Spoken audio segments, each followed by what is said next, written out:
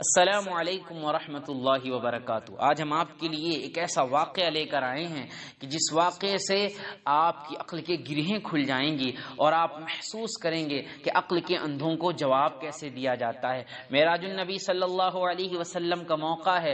کچھ لوگ آپ کو یہ کہتے ملیں گے نہیں یہ معراج تو روحانی تھی، کچھ یہ کہتے ملیں گے کہ وہ جسمانی نہیں تھی، کچھ یہ کہتے ملیں گے کہ یہ معراج تو بس سفر اسرا ہے، یعنی مسجد حرام سے مسجد اقصی تک کا ہے۔ کچھ یہ کہتے ملیں گے نہیں ایسا نہیں ہو سکتا کہ حضور آسمان کے اندر جائیں پھر واپس بھی آ جائیں۔ طرح طرح کے بے ایمان لوگ آپ کو کہتے ہوئے ملیں گے۔ میں آپ کو آج ایک بڑا خوبصورت واقعہ سنانا چاہتا ہوں جو معراج النبی صلی اللہ علیہ وسلم کے موقع پر آپ کے ایمان کو تازہ کر دے گا۔ بہت بڑے عالم دین ہندوستان میں مئو ضلع جو اعظم گڑھ کے قریب یو پی اسٹیٹ میں آتا ہے، وہاں پر ایک جگہ ہے جس کا نام ہے چریا کوٹ۔ اس جگہ کے بڑے عالم ماضی قریب کے 100-200 سال پہلے کے بزرگ گزرے ہیں جن کا نام تھا علامہ فاروق قادری چریا کوٹی علیہ رحمت و رضوان۔ اتنے بڑے عالم تھے کہ دیوبندیوں کا بہت بڑا عالم جس کو شبلی نعمانی کہا جاتا ہے وہ بھی آپ کا شاگرد تھا، اور جو اس وقت شروع میں گمراہ نہیں ہوا تھا۔ ایک مرتبہ معراج النبی صلی اللہ علیہ وسلم کے موقع پر علامہ فاروق قادری چریا کوٹی علیہ الرحمٰ نے اپنے گھر پر ایک محفل رکھی، اپنے شاگردوں کو بھی بلایا۔ شبلی نعمانی بھی آیا جو سیرت پاک کا بہت بڑا رائٹر مانا جاتا ہے، لیکن افسوس یہ ہے کہ وہ گمراہ و بددین ہے، سنی مسلمان نہیں تھا، اس کا عقیدہ درست نہیں تھا، وہ بھی آیا۔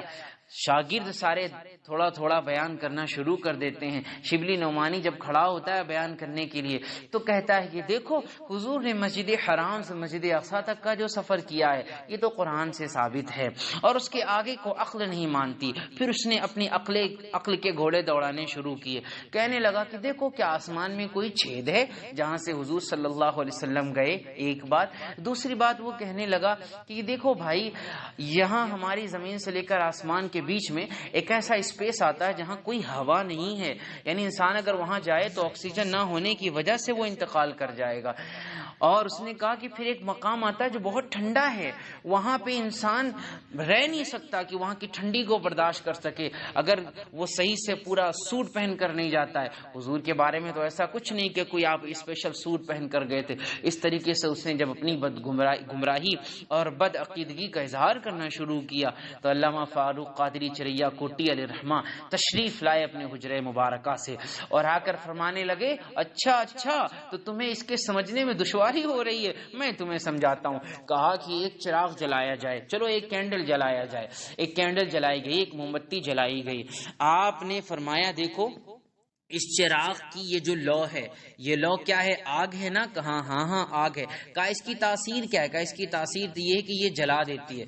کہا اچھا یہ جلا دیتی ہے؟ کہا ہاں۔ اچھا یہ بتاؤ کہ کیا اس آگ کی جو لو ہے، جو فلیم ہے اس کا، کیا اس میں کوئی دروازہ ہے کہ اس آگ کے اس حصے سے دوسری طرف کوئی بندہ چلا جائے؟ کہا نہیں ایسا تو کچھ نہیں ہے۔ بس پھر آپ نے اپنے رومال کا ایک دھاگا نکالا کھینچ کر کے، اور آپ نے اس دھاگے کو لو کی ایک طرف رکھا اور بڑی تیزی سے اس دھاگے کو لو کے اس پار فرما دیا، اور پھر فرمانے لگے کہ اے نادان ذرا دیکھ تو صحیح، اس لو میں کوئی دروازہ نہ تھا مگر میرا دھاگا ادھر سے ادھر چلا گیا۔ دوسری بات یہ آگ ہے، آگ کا کام جلانا ہے، لیکن چونکہ میری رفتار اتنی تیز تھی کہ یہ آگ ایک دھاگے کو نہیں جلا سکی۔ ارے نادان علم سے کورا، ذرا یہ تو سمجھ کہ جب میری رفتار کا یہ عالم ہے کہ میں دھاگے کو پار کروں تو آگ نہ جلائے، اور بغیر دروازے کے پار کر دوں تو پھر رب کی رفتار کا کیا عالم ہوگا؟ یعنی رب نے اپنے محبوب کو جو بلایا اس وقت اس رفتار کا عالم کیا ہوگا؟ اور دوسری بات یہ ہے کہ جب میں گزاروں تو نہ جلے، تو جب رب لے جائے تو پھر محبوب کو آگ کیسے پہنچ سکتی ہے، آکسیجن کی پرابلم کیسے ہو سکتی ہے، اور ٹھنڈ کیسے لگ سکتی ہے؟ سبحان اللہ۔